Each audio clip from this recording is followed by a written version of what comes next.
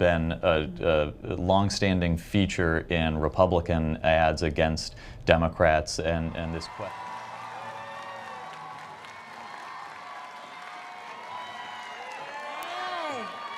Good afternoon, Las Vegas. I tell you, you're looking good out there. And, you know, I start every rally with a little bit of a cheer. And most people who know me know your part is woo. Can I hear you say woo? All right. Follow me after this. Ain't no party like the Democratic Party, because the Democratic Party don't stop. There you go. That's a Las Vegas cheer. And I want to thank Steve so much for that introduction. And I got to tell you, Steve is a fighter for better schools. He's a champion for affordable health care. And I can't wait to work with him as our next governor from the great state of Nevada. So I say this out here at UNLV. You ready to vote? You ready to turn Nevada blue? Then we're going to do it.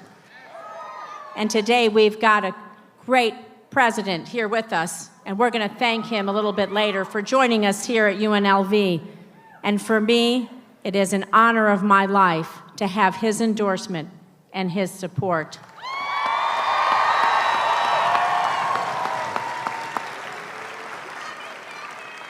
Love you too. And I want to thank a big thanks to all of our musical guests for being here tonight, or this afternoon, and helping us get out the vote. Yeah, they were fantastic, huh? So, you know, we're facing so many important fights right now, protecting our dreamers and TPS recipients, making college more affordable. Here we are, UNLV. Tackling climate change and gun control, getting big money out of politics, and of course, protecting our health care. And I stand here today and tell you that Nevadans deserve another senator who is committed to these fights. And these are my fights because these are my values. I'm the granddaughter of immigrants. I grew up in a working-class family. I waited tables and was the first in my family to graduate from college. Yeah. My experiences and my values have shaped my time in Congress, and I am so proud of the work that we've achieved. I've been working across the aisle to get things done. I joined the Problem Solvers Caucus, and I've helped pass 50 pieces of legislation through the House. Some of them for our veterans, like the Forever GI Bill, even been signed into law. We love our veterans. And as I travel across our state, I hear stories from people, because I ask everybody this question: what keeps you up at night? And I want to tell you, over and over and over, they tell me they're worried about their health care, they're worried about their kids and their parents and their brothers and sisters, and will they be able to have affordable health care? Will they be able to afford their prescriptions? They're worried, my friends. So we're going to talk a little bit about health care. My Republican opponent, well, Dean Heller, I'm sure you saw him. He held a big press conference here last year, stood at a podium kind of like this with Governor Sandoval, and he promised to oppose the Republican plans to dismantle the ACA. Yeah. And you know what? He said at a podium just like this that he couldn't hurt hundreds of thousands of Nevadans and take away their health care. But as you'd have it, he went back to Washington. He got pressure from President Trump, Mitch McConnell, and his billionaire donors. And what did Senator Heller do? He caved. He caved. So, that's right.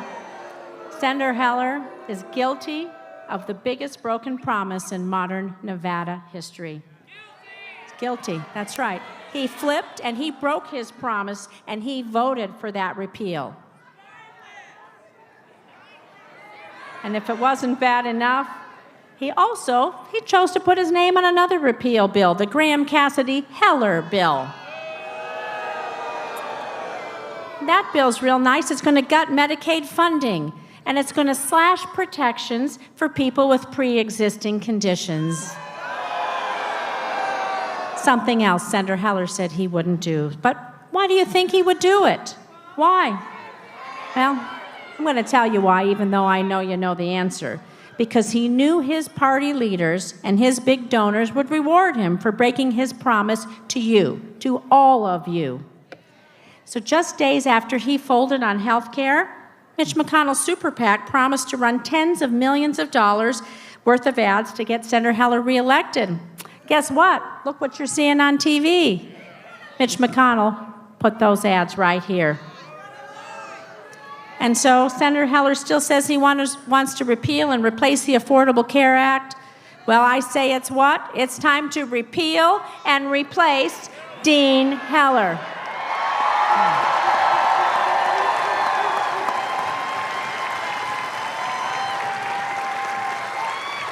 So when we go out there and vote early, we're going to hold Senator Heller accountable for everything he's been doing while he's in Washington, everything he's been doing wrong that hurts Nevadans.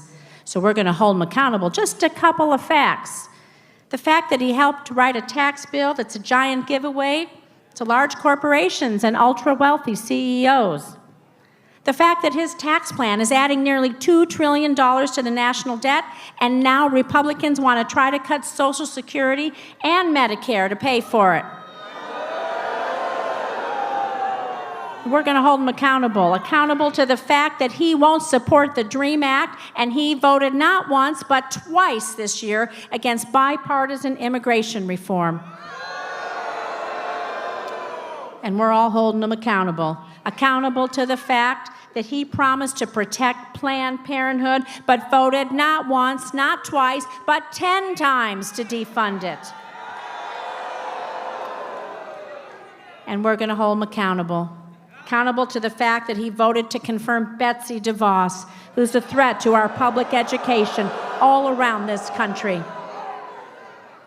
And we're going to hold him accountable to this one big fact, the fact that he's been voting with President Trump 96% of the time. Because you know what? Seniority doesn't mean much if you can't tell the president no, does it? So in fact, this weekend, Senator Heller told President Trump, "I think everything you touch turns to gold."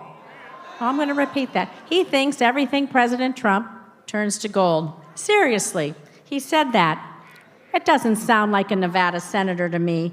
It sounds like someone who thinks his number one job is pleasing President Trump.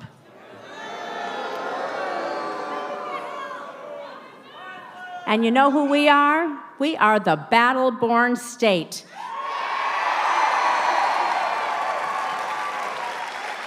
And we need a fighter for Nevada, not a lackey for President Trump.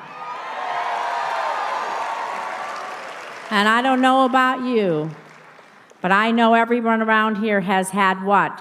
We've had enough. Nevadans have had enough. The future of our Affordable Care Act, the future of the Supreme Court, all of it, every single bit of it is on the line this election. And all of you here matter, and all of you count, every single thing that you're doing. And no time, my friends, is more important than right now.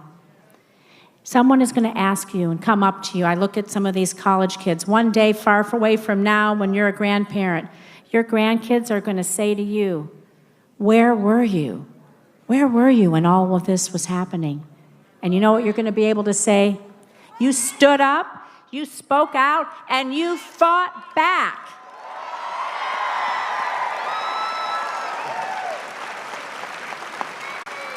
And so, with all of you, we have this incredible opportunity to flip this seat and take back the Senate. But I need your help.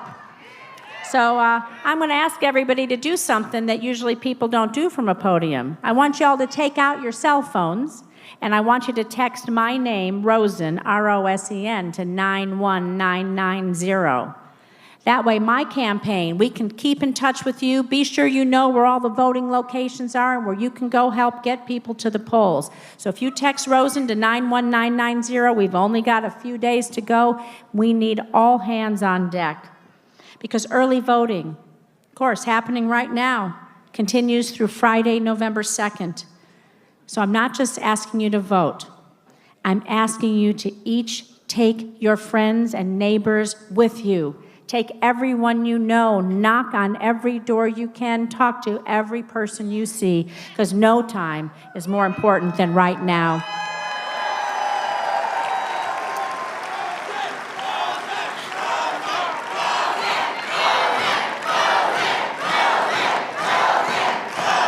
Thank you.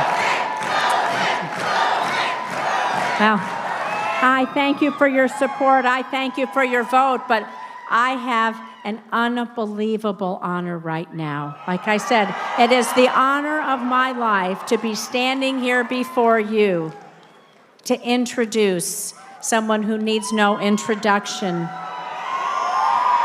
someone who led our country with grace and with dignity. And I am honored to share the stage with him. And we turned Nevada blue twice with President Barack Obama. So let's give him a big Nevada welcome.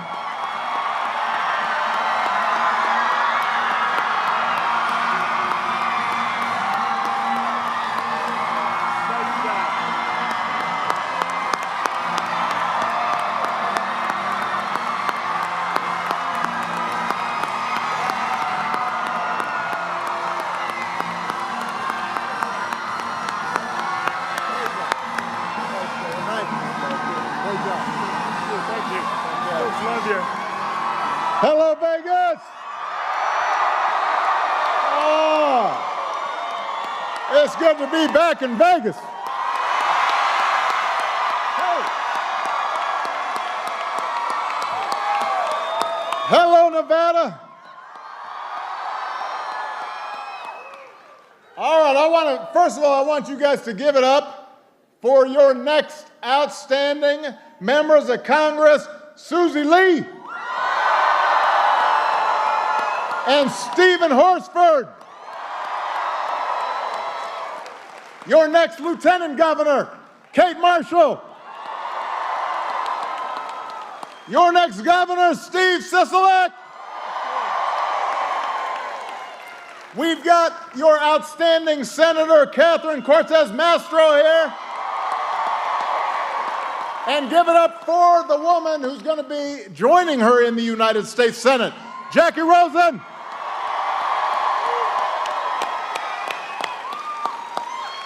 You guys go ahead and take a seat. I got a lot to say.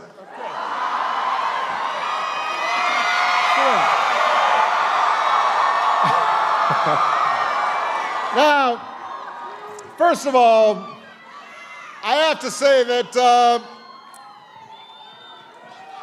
I miss you too. I do. First of all, look, I'm not alone in saying I enjoy coming to Las Vegas. Other Americans also enjoy coming to Vegas. You can get anything you want right here in Vegas. Some things you shouldn't want. A lot of things that are good for you. Outstanding food, great shows, you name it. And then we brought some shows here today. You know what? Who doesn't love salt and pepper? Come on. Who doesn't love J Balvin and reggaeton?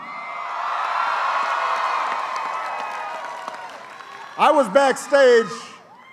Fortunately, there were no cameras going when I was jamming. So Las Vegas is known for its hospitality. It's known for its spirit of fun. It's known for its outstanding people. It's known for its sunny weather. But there's one other thing that I want Las Vegas and all of Nevada to be known for, and that is for voting. I want this to be the capital of voting. I'm here just to get one thing from you, and that is for you to vote. Look, this November's elections are more important than any I can remember in my lifetime, and that includes when I was on the ballot. That's saying something. Politicians say every time, oh, this is the most important election. This one's really that important. The stakes are high. The consequences of anybody here not turning out and doing everything you can to get your friends, neighbors, family to turn out, the consequences of you staying home would be profoundly dangerous to this country, to our democracy. We've had challenging moments before. Democracy has never been easy. Our founders argued about everything. We waged a civil war for freedom. We overcame a Great Depression. We had to fight for women's rights and workers' rights and civil rights and immigrants' rights and LGBT rights.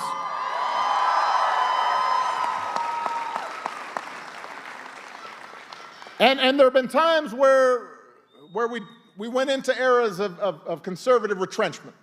And we had to fight that much harder for progressive change. And the good news is that the trajectory of America has been one of progress. But that progress didn't happen by itself. It didn't happen automatically. It was made by folks like you. It wasn't made by folks who sat back and let history just kind of happen. It was made by ordinary Americans who marched and mobilized and voted to make history happen. It was made by students heading south for Freedom Rides. It was made by union workers deciding we are going to collectively bargain to have a better future. It was made by people who took risks, and they didn't get their name up in lights, but they knew they were doing the right thing, if not for themselves, then at least for their kids. And every 2 steps forward that we took, sometimes we've taken a step back. You know, you win the right to create a union, and then suddenly folks come up with new ways to try to bust unions. You win a higher minimum wage, then Congress doesn't raise the minimum wage for a decade. You win the right to vote, people try to take it away. Every time we have gotten closer to our ideals, a country that recognizes that all people are created equal, that we're all endowed with certain unalienable rights by our Creator. Every time we have tried to make that manifest, make that real, the status quo's pushed back. The powerful, the privileged, they fight hard to keep what they got. And they like to try to divide us. And they try to make you cynical, because that helps them keep power and keep their privileges. And we're in one of those moments right now. We all recognize it. Look, we didn't get here overnight. The world's going through big changes, economic changes, demographic changes, technological changes. It's challenged who we are and what we stand for and how we adapt to these new circumstances. And the fact is that some of these challenges are big and they're tough and they're hard, and we haven't addressed all those challenges. And so what happens is people get scared, and when they get scared, you see backlash against progress. When I walked into office 10 years ago, we were in the middle of the worst economic crisis of our lifetimes. That was the last time that the other party was in charge of things. I do think it's interesting. I just hope people kind of notice that every time there's a pattern where they run things into the ground and we have to come back and clean things up and then. But Nevada was hit as hard as any place. Everybody here remembers. Well, not everybody, because some of you guys are really young. Those of you who are older than 15 remember, sort of. But because of the work we did, working with people like Harry Reid, who I love,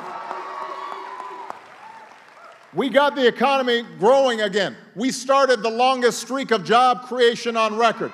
We covered another 20 million people on health insurance. We brought housing back here in Nevada. We cut our deficits by more than half, partly by making sure the wealthiest Americans, folks like me, paid their fair share of taxes.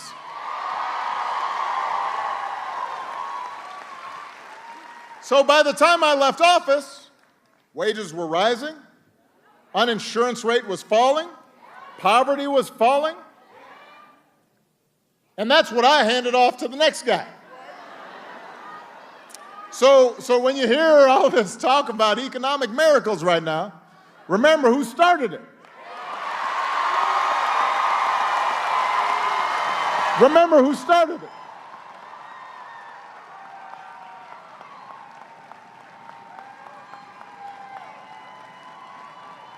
Come on.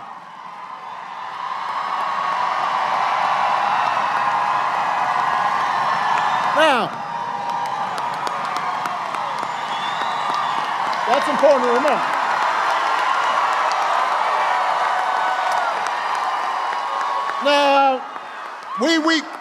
Now listen though, the fact is, even for all we did, we couldn't reverse 40-year trends in only 8 years.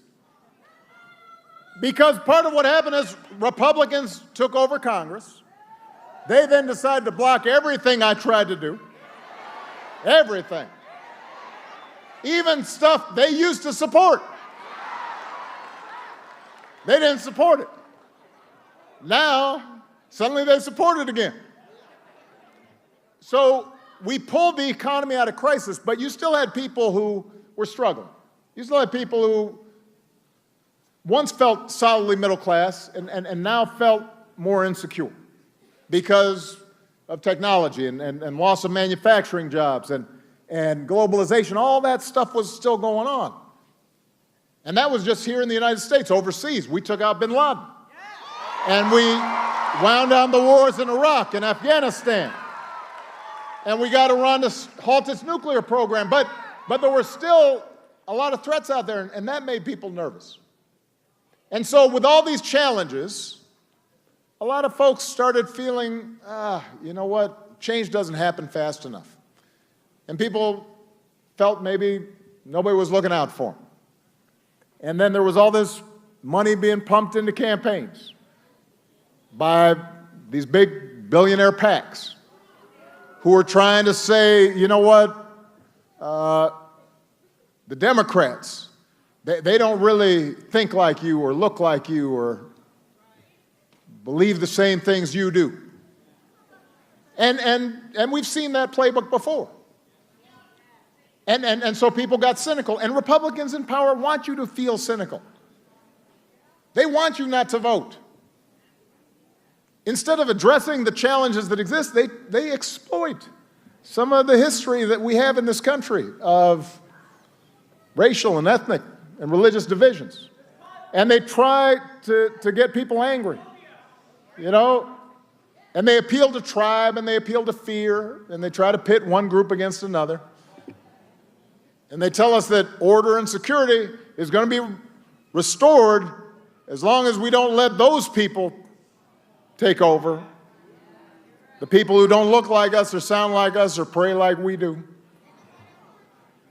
They start talking about real Americans as if some of us aren't real Americans. No. I mean, it's an old playbook.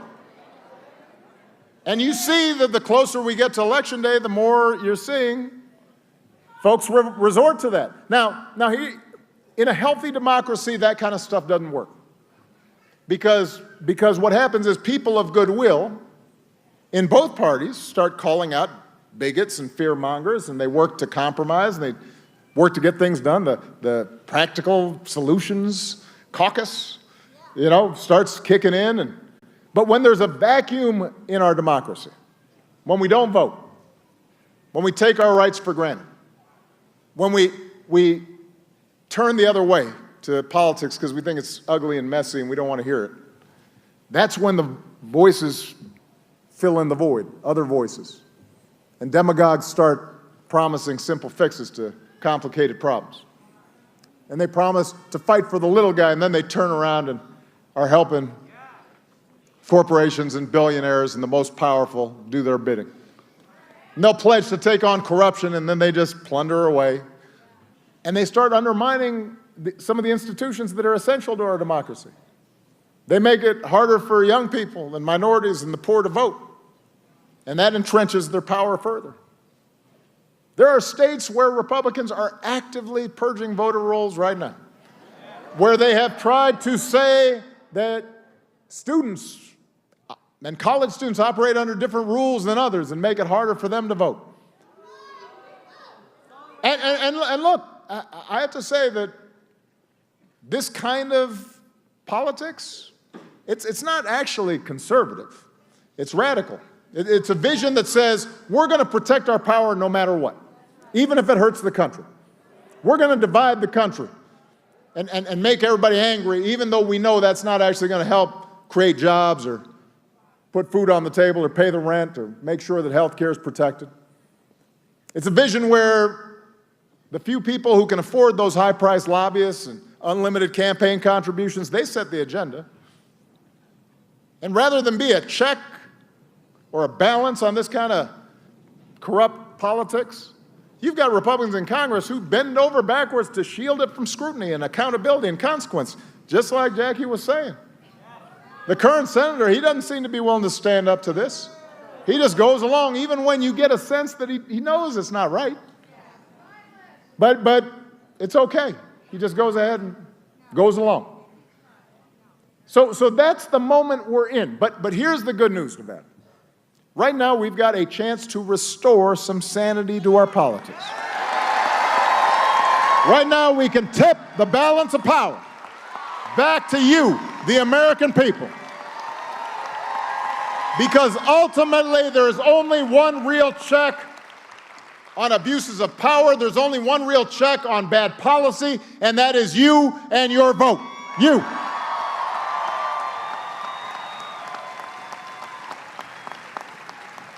And you know, the great thing in Nevada, you don't have to wait 2 weeks. You can go ahead and vote right now.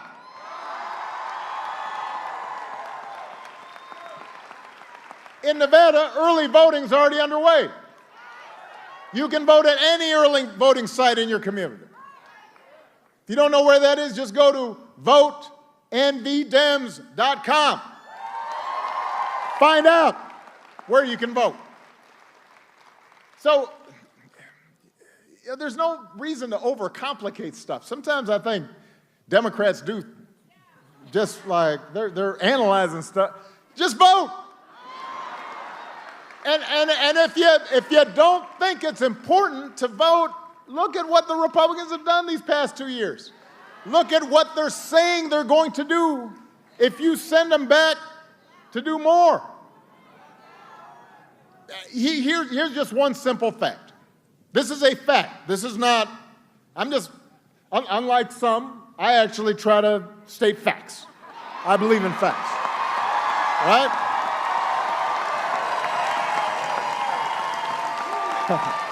I believe in a fact-based reality and a fact-based politics. I don't believe in just making stuff up. I think you should actually say to people what's true. So here's what's true. They handed out $1.5 trillion in tax cuts aimed at billionaires and corporations. You know what? It was not done for you.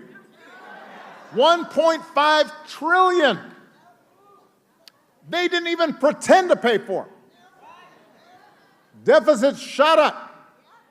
When I was president and I was trying to fund our early childhood education or trying to fund infrastructure, they would say, no, we can't do that. Deficits are too high. It's an existential crisis.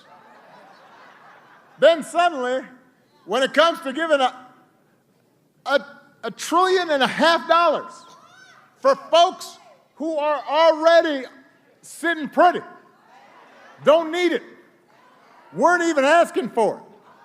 Suddenly, deficits are no problem.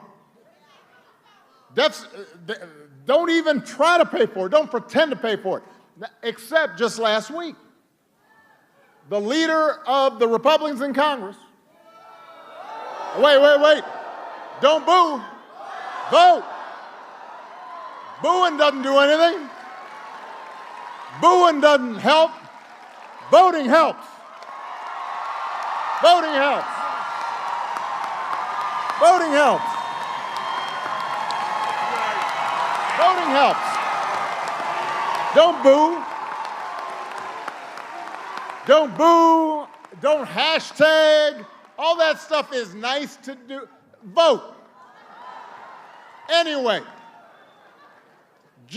just now, Mitch McConnell says, well, suddenly, now that he's passed the $1.5 trillion tax cut, he says, these deficits are a really big problem.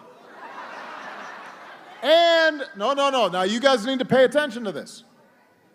To bring them down, we're going to have to cut programs like Medicare and Medicaid and Social Security. All right, so I just want everybody to understand, if you don't think voting matters. You didn't vote, or at least folks you know didn't vote. They win.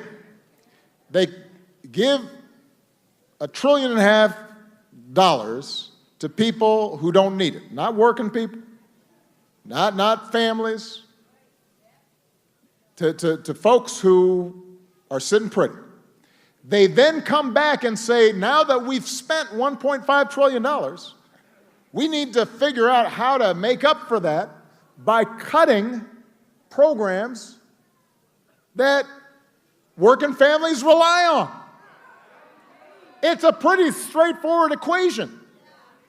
And we should not be confused about this. I don't know how much simpler it could be.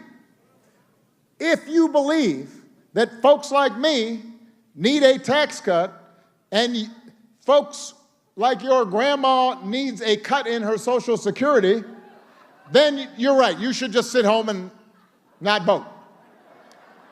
If, on the other hand, you think that's a bad idea, and you say to yourself, actually, Obama's doing pretty good. Seems like, all these corporations out there are doing pretty good, but grandma really needs to make sure she can keep paying rent, then you have to vote. Look, this is, I can't make this any simpler. These same Republicans voted to take health care away. Now, this is like a reflex with these guys. They just can't help themselves. Every year, 60-something times they've tried to take it away. Yeah, that's true.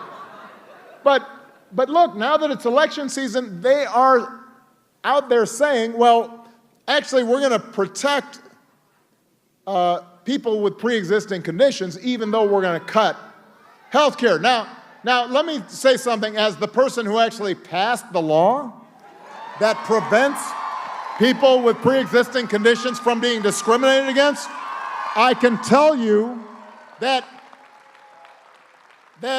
they have no way of protecting pre-existing conditions with anything they've proposed. They're just saying it. They're just making it up. 8 years ago, Harry Reid and I and the Democrats, we worked to make it illegal for the first time for insurers to discriminate against you just because you had a pre-existing condition, like asthma or cancer. By the way, if you're a woman, your insurance rates were higher just because you were a woman. We said you can't do that. That was called the Affordable Care Act. And Republicans have tried to undermine it and sabotage it and repeal it dozens of times. When all the chips were on the table, your health care was at stake. Jacky Rosen's opponent was in on those votes. If Republicans keep Congress this fall, you better believe they are coming after health care again. And millions of people across the country who count on this are not going to have it. Even Republicans. They just don't know it. I tell you, it's true. There are states where, like, hundreds of thousands of people are really benefiting from Obamacare. They just don't call it Obamacare, which is fine. I didn't make up the name. I don't care what it's called, but I do care about those folks having health care.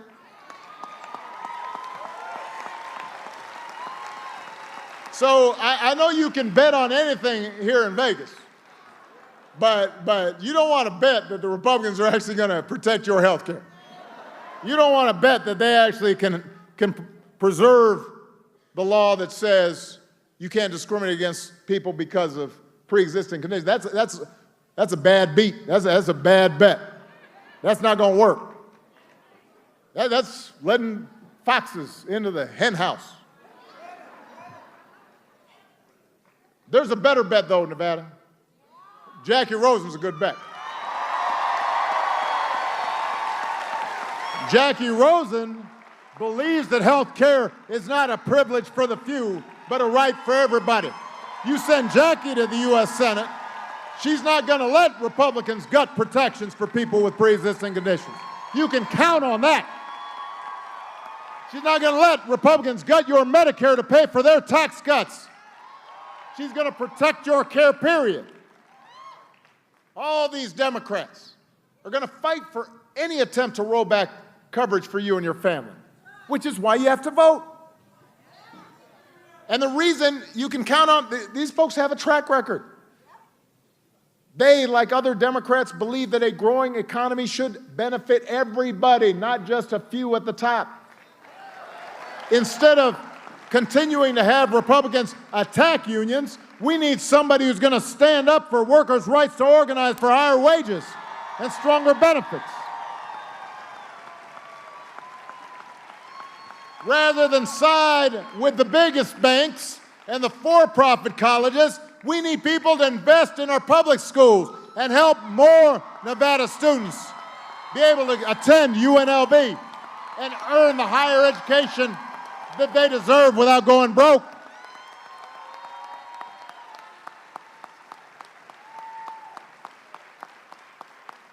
And you know what? We've got to convince some people who might not agree with Democrats on every issue to at least vote with these candidates on the issues that they should care about.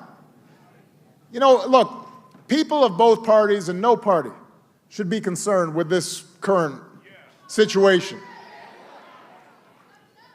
Folks should want to see a restoration of honesty and decency and lawfulness to our government. They should want to see some checks on what's happening. It is not a Democratic or a Republican idea that we are not supposed to pressure the Attorney General or the FBI to use the criminal justice system to try to punish political opponents. That's not how America works. That's how some tin pot dictatorship works. That's not supposed to be America.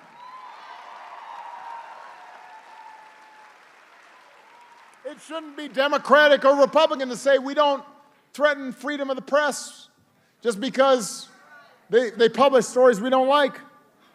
It shouldn't be Democratic or Republican to say we don't target certain groups based on what they look like or how they pray.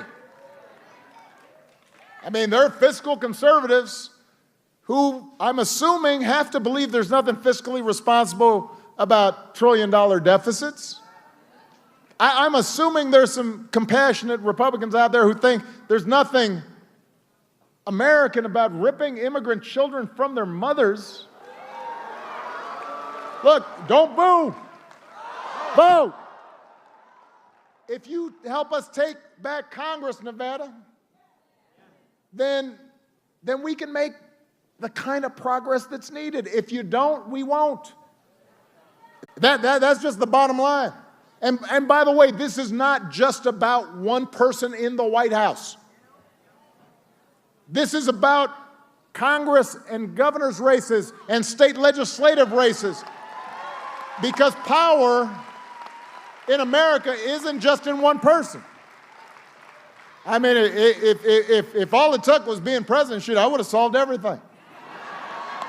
But it turns out, you know, you have Congress, you have governors, you have state, so we've got to vote everywhere for up and down the ballot. And here's the thing, when you vote, good things happen. When you vote, you have the power to make sure we strengthen laws to protect women in the workplace from harassment and discrimination. You have the power to make sure they're paid equally. When you vote, you have the power to make it easier for a student to afford college, harder for a disturbed person to shoot up a classroom. When you vote, you have the power to make sure a family keeps its health insurance. You could save somebody's life. That power rests in your hands. Yes, you can. And I want to talk about young people in particular here for a moment. Because you know, I've got two young people named Malia and Sasha, who are, they're the loves of my life. But, you know, I have to tell them sometimes that your generation is the one that is going to determine the direction of America for the next 50, 60, 70 years. And right now, too many young people don't vote. You know, in the last midterm, about 1 out of every 4 young people voted who were eligible. That means 3 out of 4 who were eligible to vote didn't bother to turn out. Now that makes no sense. Michelle and I, we talk about it. We joke, look, for the young people out here, you wouldn't let your grandmother decide what you should wear.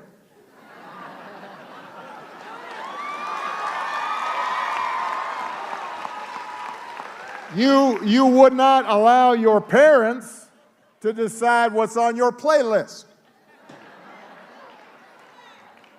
So if you are very protective about those choices, why wouldn't you be protective about your power to choose whether or not we do something about climate change, which will have an impact on you? Why wouldn't you choose to elect representatives who reflect your values and are going to do something about criminal justice reform, if that's something you care about? You can't just give your power away. You've got to exercise it. So the good news is I'm kind of hopeful, because I'm starting to see out of this political darkness right now a great awakening of citizenship around the country. I can't tell you how encouraged I've been watching so many people getting involved for the first time. They're out there with clipboards, and they're organizing, they're marching, and they're knocking on doors, and they're making phone calls. And some of them are starting to run for office. People who've never been interested in politics before, they said, you know what, this time I've got to get involved. And so we've got a movement of citizens out there, including record numbers of women, which women like Jackie and Susie and Kate. And Nevada, you could be the first state ever to elect a state legislature where the majority are women.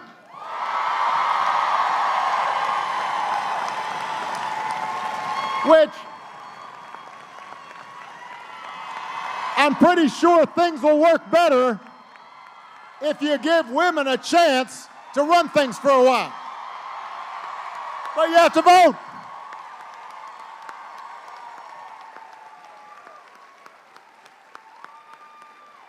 You've got an important ballot initiative to vote for, too, here in Nevada. Automatic voter registration is on the ballot. You vote yes on 5, and every eligible voter who applies for a Nevada driver's license or ID automatically gets registered to vote. When more people vote, good things happen. So, I know that people have been feeling anxious these days. People get frustrated, they get angry. Folks come up to me, they say, "Oh, Barack, what are we going to do?" "Oh, you know, what about Michelle?" You know,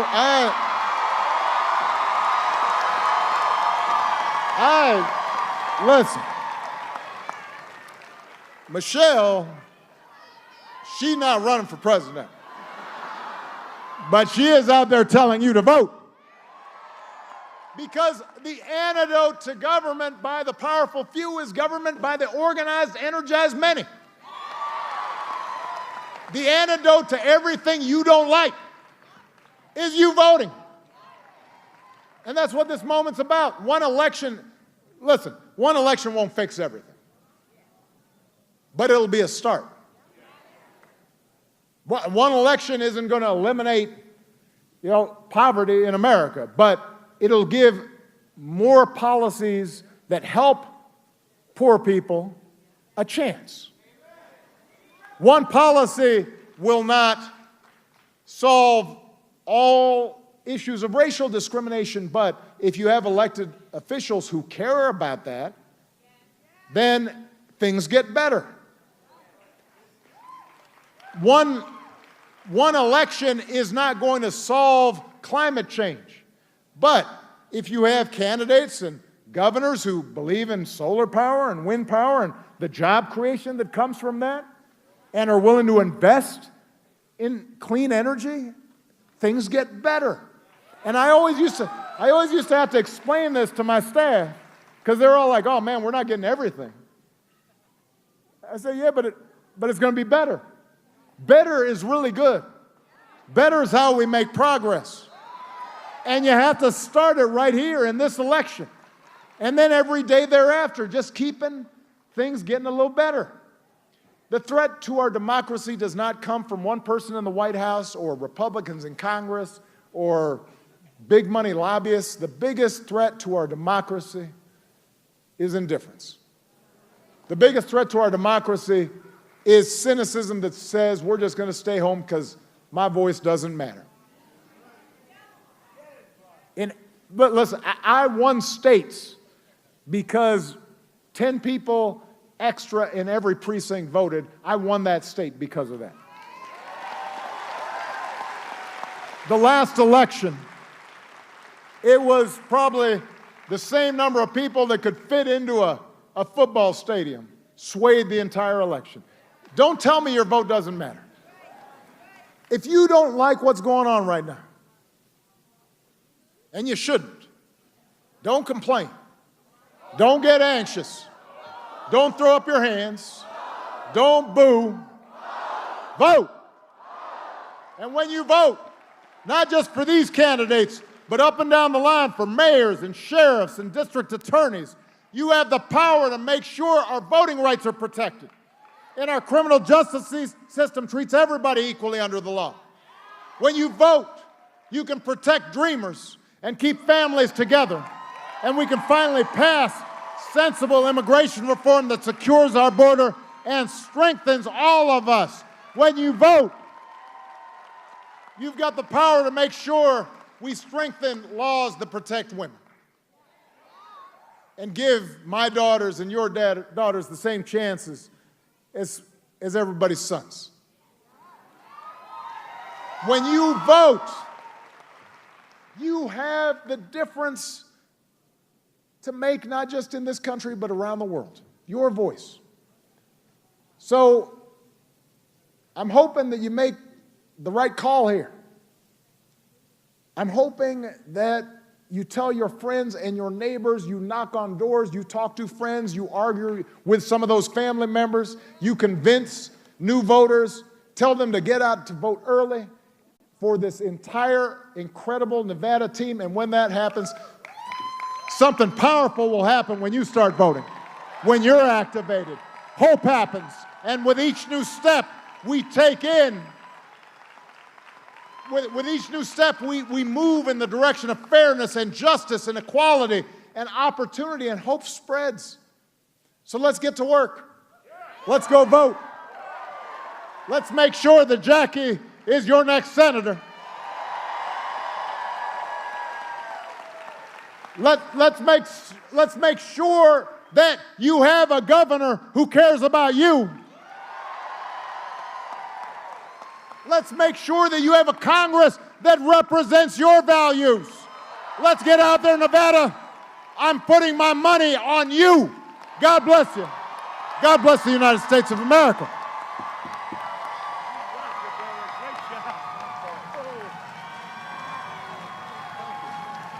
Come on. Go right here. Come on.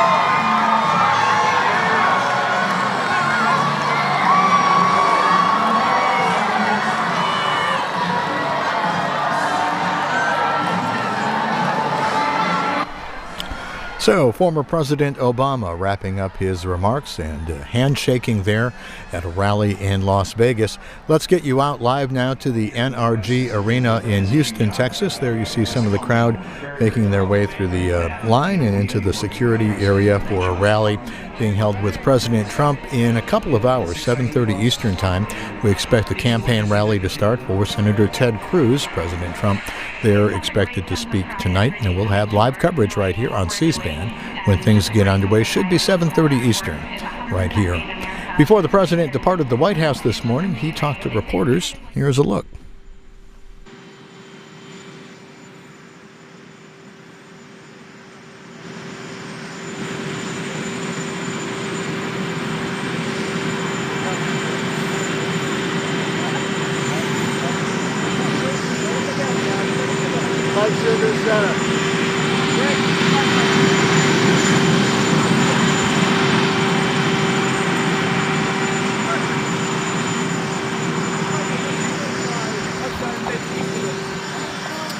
Well, you're going to have to see that. I had reports, and they have a lot of everybody in that group. It's a horrible thing, and it's a lot bigger than 5,000 people.